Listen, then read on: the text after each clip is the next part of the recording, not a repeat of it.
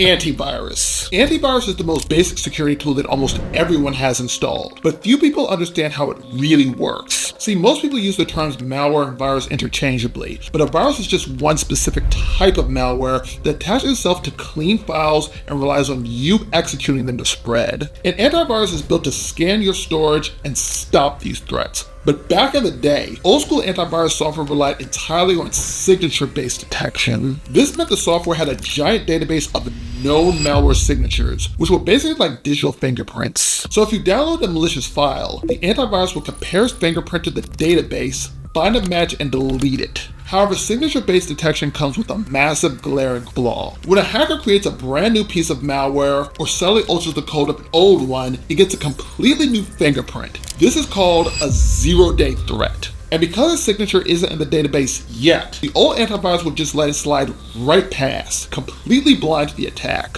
To fix this glaring vulnerability, modern antivirus software switched to what's called heuristic analysis. Instead of just looking at the fingerprints, the software now monitors the behavior of the programs in real time. So if a random file you just downloaded suddenly tries to modify your core operating systems or inject code into your browser, the heuristic scan flags it as suspicious and sandboxes it immediately. But the catch is this: that kind of behavior monitoring takes up a ton of CPU and RAM power, which is why your system fans might start spinning loudly during a background scan.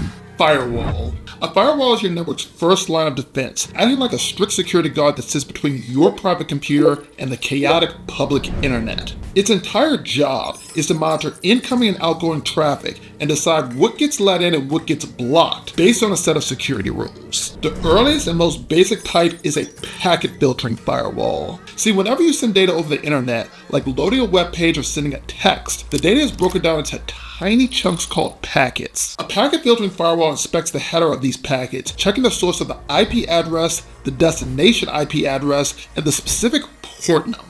If a packet comes from a shady IP address or tries to enter through an unauthorized port, the firewall drops it instantly. But the catch is that the packet filters aren't very smart because they examine each packet in complete isolation, meaning that they don't look at the actual contents of the payload. Hackers quickly figured out that they could easily sneak malware through an approved port by splitting it across multiple packets that look harmless from the outside. To stop this, the tech evolved into stateful inspection firewalls. Instead of treating each packet like a complete stranger, a stateful firewall remembers the context of the active connection. So if you open a browser tab to visit a trusted site, the firewall opens a temporary gate for that specific conversation. And if an outside hacker tries to force a packet through that same gate without initiating a request first, the firewall slams the door shut because it knows no active session exists for that traffic. VPN. A VPN, or virtual private network, is the tool people use when they want to hide their online activity or bypass regional blocks. Normally when you use a public Wi-Fi network at a coffee shop, your connection is completely unencrypted.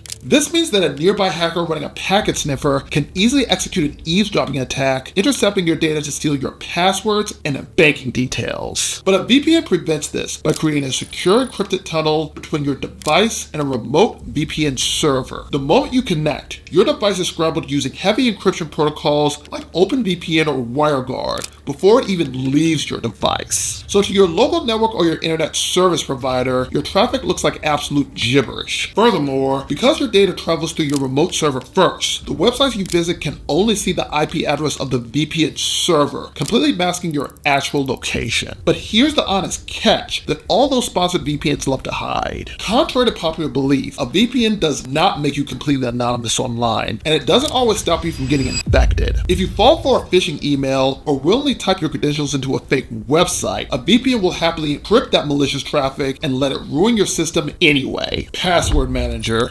A password manager is a tool designed to solve the biggest flaw in human security: laziness. Because people hate memorizing strings of text, they often end up reusing the exact same weak passwords across their email, Amazon, and banking accounts. Hackers exploit this heavily by using an attack called credential surfing. They buy a database of leaked passwords from an old data breach and run automated scripts to test those exact same credentials over thousands of platforms. So if you reuse your passwords, they're in without ever needing to touch your system. However, a password manager stops this by generating a completely random, complex string for every single site you visit and storing them inside a highly encrypted digital vault. These vaults are secured using zero-knowledge architecture. This means your master password is never stored on the provided servers. The encryption and decryption happen purely locally on your device. So even if the password manager's company did get hacked, the attackers would only get a useless lump of scrambled data.